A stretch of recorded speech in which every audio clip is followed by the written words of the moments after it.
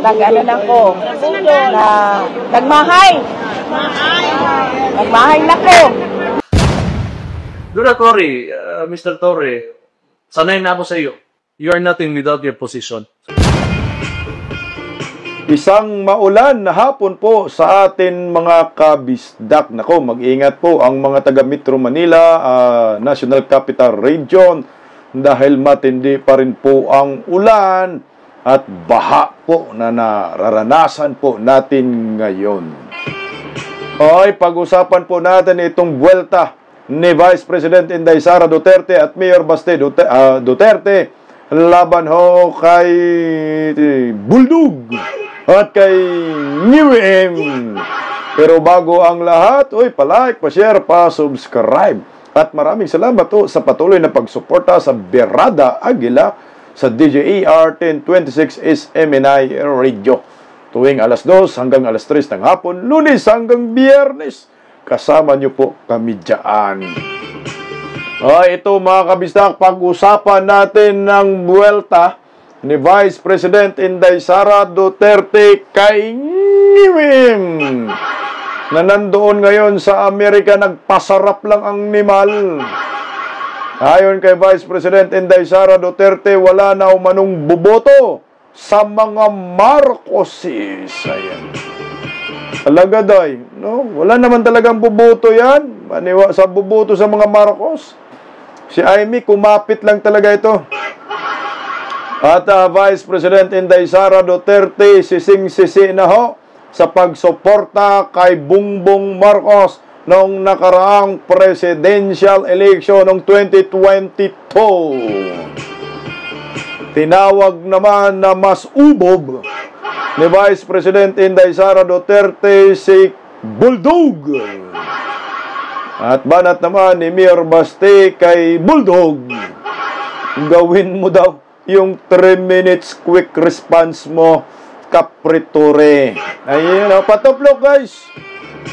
Pakinggan po muna natin. Ito bago, recap muna tayo para sa mga hindi nakakasunod.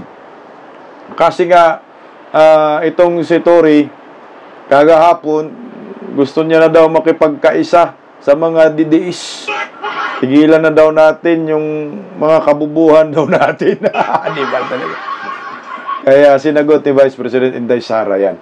Pero pakinggan po natin yung buwelta naman ni Mayor Baste patama kay Tory. Narito ho, tinawanan ni Mayor Baste. So, sinabi naman ni Tory na may 3-minute response. Sana ma-feel ng mga Dabawenyo. But, tingin ko, gagawin yan, harassment lang talaga. Naman! Dura Tory, Mr. Tory, sanay na ako sa iyo. You are nothing without your position. Sa totoo lang. Nagmamatalinuhan ka lang, yan lang talaga ginagawa mo. May 3-minute response ka, may nakaabang na dyan, nakita ka talaga ng media. Correct. Nawawa ka naman, sa totoo lang. Okay na yan, yung 3-minute response mo, prove it to the Davaoenos. Kayo PNP, o sabihin nyo, hindi na safe ang Davao. So, ako ba ang polis o kayo? Iba yung iba yung ambisyon mo sa buhay. I don't feel that you're here to serve and protect people. You are here to forward your ambitions. Correct ka dyan, Mayor Baste Duterte. Ayan ako yung birada ni Mayor Baste kay Capriture. 3 minutes quick response ni Malo, wala ho yan Kahit nga ho sa mga advanced na teknolohiya sa ibang bansa, mayroong mga bansa na advanced na. Sa Amerika, sa United Kingdom, walang ganun, Tory, 3 minutes. Ginagawang tanga nga ho yung mga media sa EDSA ba yun? Na may nag-aabang na patrol car, paikot-ikot, kunyari lang ni Mal Hindi rin sinita ng mga media, wala ho yan. Itong si Tory, tama lang ho yung sinasabi ni Remulla sa kanya, buldog. Attack dog. At masakit yung sinabi ni Mayor Baste na wala kang posisyon, wala kang kwenta. Totoo naman ho talaga. Tsaka imposible naman yung 3 minutes quick response. Walang ganun. Walang ganun pang nangyayari sa mundo. Baka sa Pilipinas lang sa panahon ni Tory. Tingnan daw natin, patunayan mo daw Tory sa Davao. Dahil yung ginagawa mo lang naman ang alam ni Tory sa Davao, ay yung panggigipit lang, karahasan lang. Naalala po natin yung sa KOJC, grabe ho yun eh. Hindi natin makalimutan yun. Grabe ho yung karahasan yun na ginawa ng Marcos government sa pamamagitan kay Torre. Doon nga siya nadagdagan ng star eh.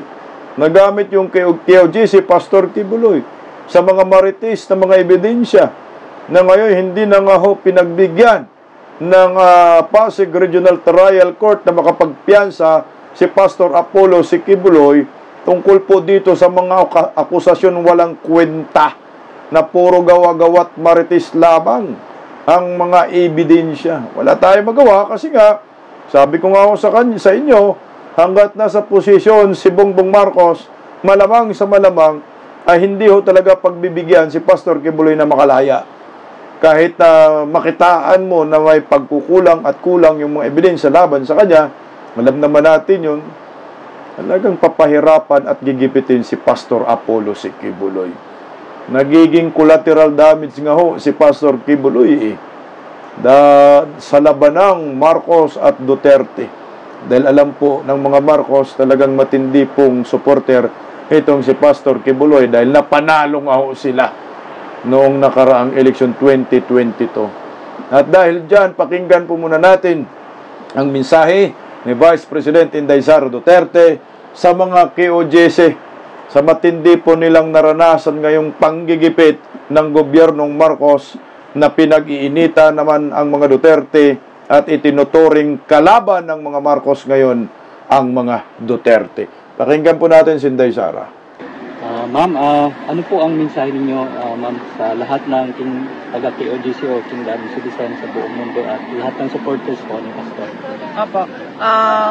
Sa lahat ng members ng Kingdom of Jesus Christ at supporters ni Pastor Apollo Kibuloy, huwag tayong bumitaw sa ating pagdadasal sa Diyos. Tatag lang, sipag lang at dasal lang ang kailangan natin. At lagi nating ipagdasal ang kapayapaan at kaunlaran ng ating bayan. Mabuhay kayo. May God bless you all. Ayan po yung mensahe ni Vice President Inday Sara, tatag lang, dasal lang. Pareho po eh. Pareho po yung naranasan ngayon ni Tatay Digong, Pastor Apollo Kibuloy, naranasan ng mga Duterte, naranasan ng mga KOJC. Yung ama ng pamilya ng mga Duterte nasa Netherlands. Yung ama naman ng KOJC, ayan, nakadetend diyan sa Pasig Regional Trial Court dahil sa mga nabuhay na mga kaso laban ho sa kanya sa kagagawa ng Marcos admin. Ako ho, sa akin lang eh, ang pinakamatatag ngayon na mga personalidad ay itong mga Duterte, Inday Sara, at mismo ang pinakamatatag ngayon na relihiyon para sa akin ay ang KOJC. Sa kabila ho ng naranasan ho nila sa kamay ng rehimeng Marcos Jr., lumalaban ho sila, tumatayo, at hindi pa rin napipigilan ang pagsasalita, pagkikriticize sa gobyernong walang kwenta at wala na po tayong patutunguhan. Kaya saludo po kami sa inyo KOJC Seminay, Pastor Apollo Kibuloy, Tatay Digong, at Vice President at pamilyang Duterte. Believe rin po ako dahil si Vice President Inday Sara, hindi rin po nakakalimutan ang KOJC Pastor Apollo Kibuloy sa tulong po nila sa kanilang pamilya. Ito yung tatak Duterte. Sa hirap at ginhawa magkasama, walang iwanan. At ang tunay na kaibigan ng mga Duterte, si Pastor Apollo Kibuloy, Seminay at KOJC. Ayan mga kaibigan ko, napag-usapan na po natin si Capri Torre, si Bulldog, na binabanatan po tayong mga DDS na tinatawag mga kulang tayo sa utak daw. Wala tayong isip. In short, ubog daw tayo. Pakinggan po natin ang buwelta ni Vice President Inday Sara Duterte laban kay Bulldog ng IWM. Narito Yung statement, VP si General Torre, tungkol sa mga DDS, wala daw utak. At saka ang mga DDS daw at ang mga Duterte ay anti-government. At isa pa, nananawagan siya ng pagkakaisa and sinasabi din niya na ICC na ang pinaka-fair. Ano pa daw ba ang nire-request natin? Bakit gusto pa nating pauwiin si Pangulong Duterte? Nasa ICC na, which is ang pinaka-fair daw po na korte sa buong mundo.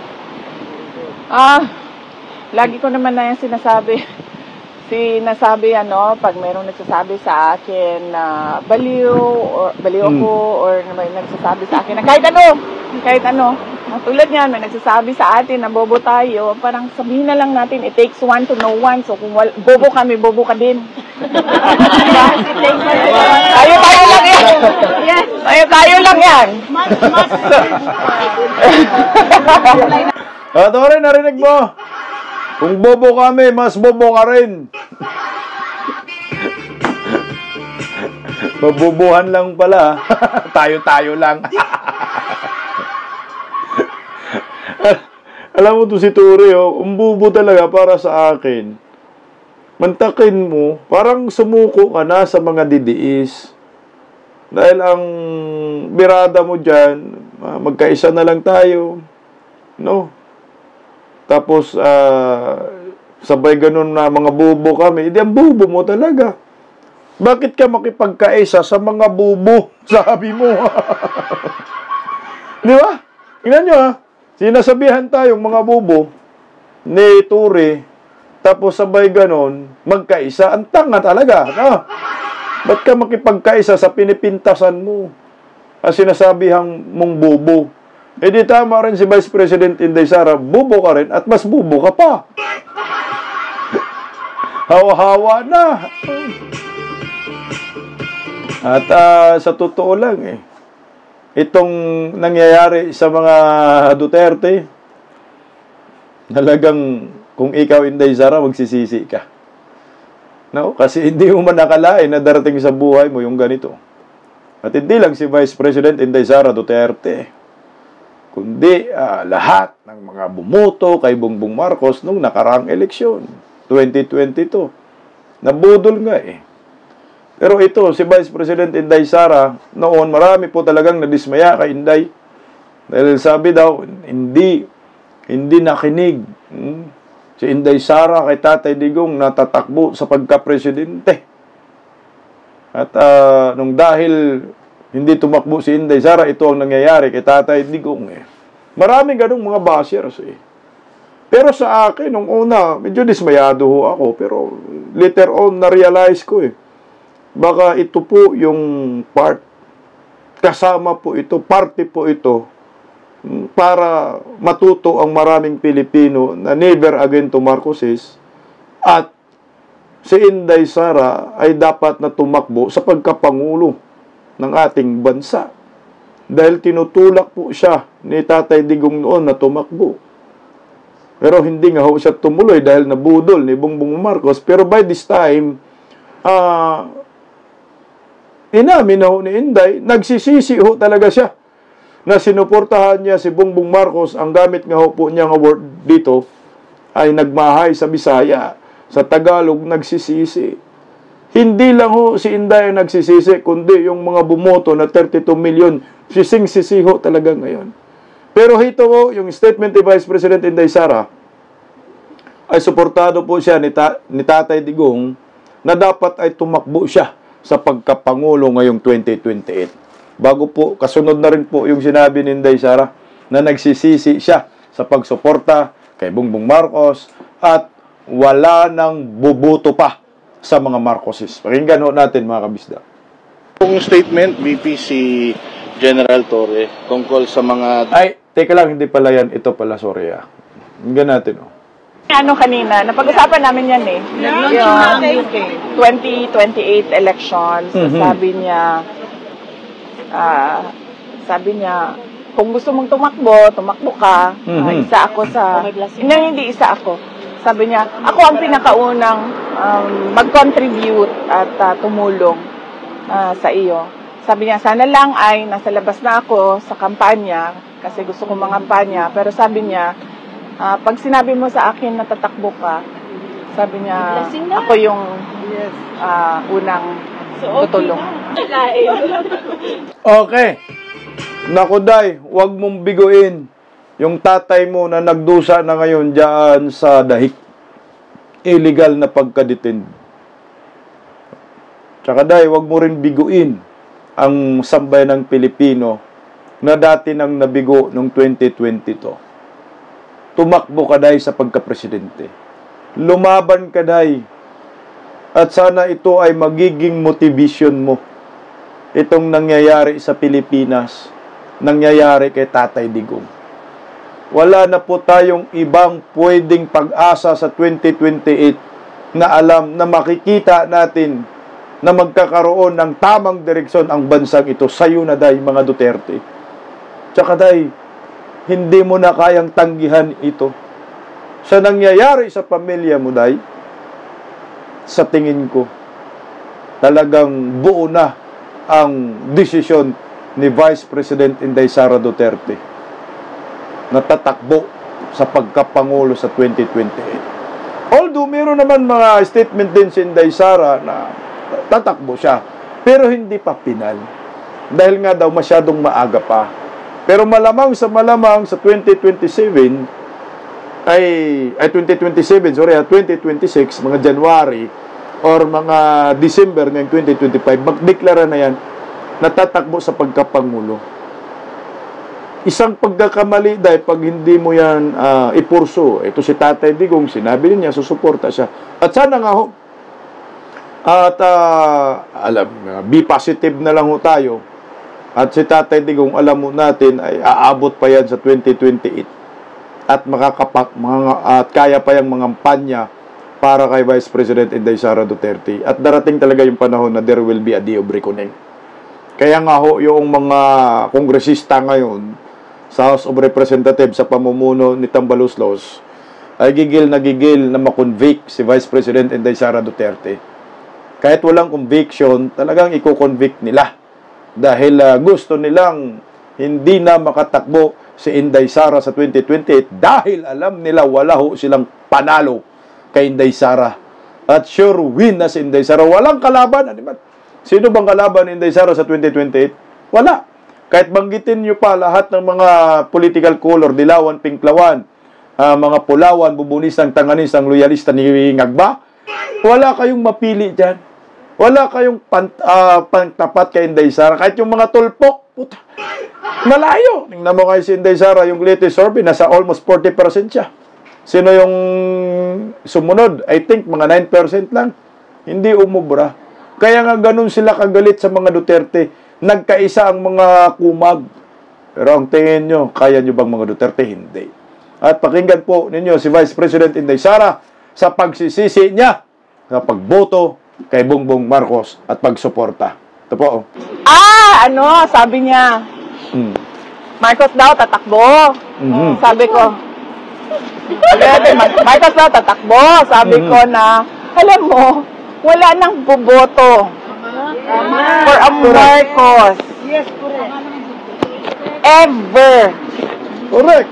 Sa history ng Pilipinas, maging na ako, fortune teller na ako ngayon, nakikita ko na ang future. Sabi ko sa kanya, walang boboto sa mga Marcos na for president.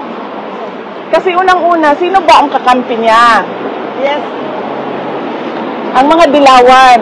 Ang mga dilawan, pagdating sa election, pagdating sa selection, pipiliin nila dilaw. Hindi yan pipili ng Marcos. Sabi ko, sino pang kasama niya ngayon, kaalyado niya ngayon, Makabayan. Sabi ko, kung ang Makabayan pipili, para nila lang give up yung kanilang money-making filosofiya na sila, na gusto nilang pabagsakin yung administrasyon at gusto nila sila yung i-install na gobyerno. So, sino boboto? Wala nang boboto sa kanya na na mga ako bumoto ako sa kanya noong 2022. Nag-alan ako na nagmahay. Nagmahay na ko. Natagam. Yes. Nakakawa na ang tagam. So, sino ba boboto sa Marcos? Sa susunod, wala na. Wala na silang kasama. Kayo nakiusap o nagsama-sama. Oh, alam nila yan. Kasi noong lumapit sila, alam nila na hindi nila kakayanin ang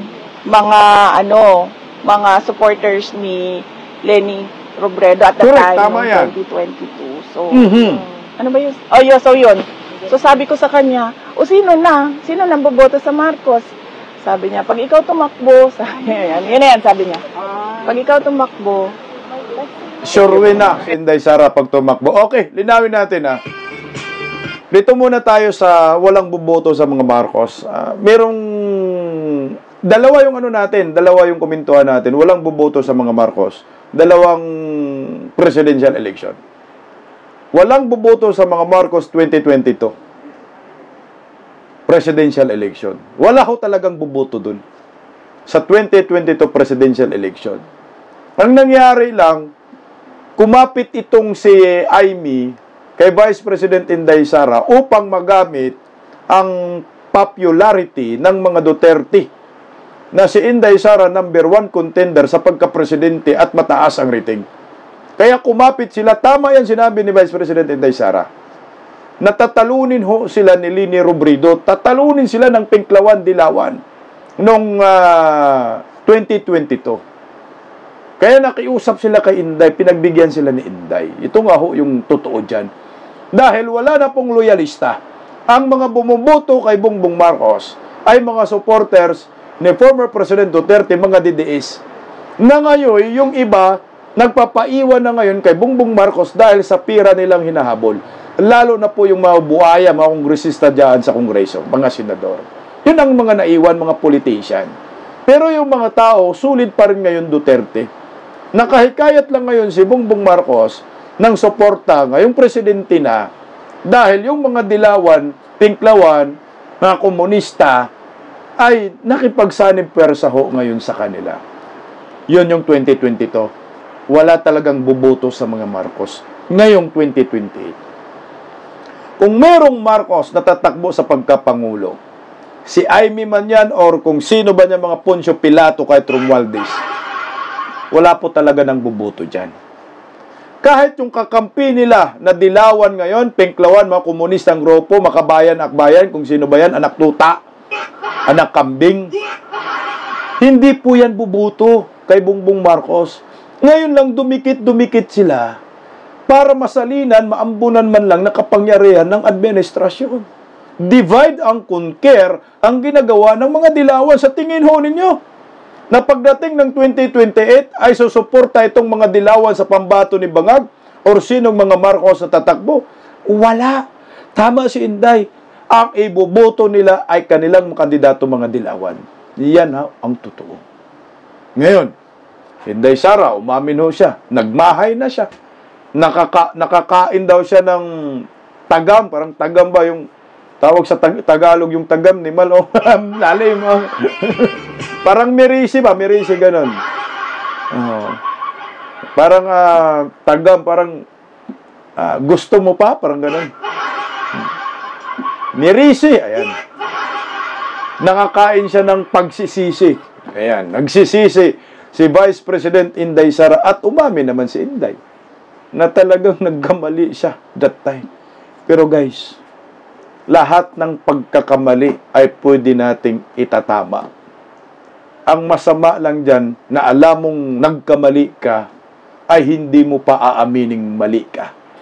Dito ako bumilib kay Vice President Inday Sara dahil alam niyang mali siya noong 2022, hindi niya yan itinanggi at ngayon ay isinisigaw niya sa sambayan ng Pilipino na nagsisisi siya at nagkamali siya sa pagsuporta kay Bongbong Marcos. Kaya dahil sa 2028, aasahan namin na yung pagkakamali mo noong 2022, itatama na natin yan. Sama-sama kami sa labang ito at alam namin may mangyayaring maganda at magkaroon ng liwanag sa dilim at pag-asa ang maraming Pilipino. Kumapit po tayo, Day. Laban lang. kunti na lang. Makakatikim na ang mga buhaya ng buntot ng pagi. Latigo ng pagi. Good luck po sa inyo, Day. At least, mamin na talagang nabudulo si Inday Sara. Kaya kayong ibang mga didiis, napaka-imposible ho na hindi pa rin ho ninyo aaminin gaya ng pag-amin Inday Sara na kayo ay nabudol. Tanggapin po natin yan. Masakit man, pero yan ang katotohanan. Mabuhay po kayo, Vice President Inday Sara Duterte. Kita-kits po tayo mamaya, alas 8:30 sa live commentary dito sa Bisdak Pilipinas. Bisdak Pilipinas! God first. Maraming salamat po. Bye-bye. Ingat.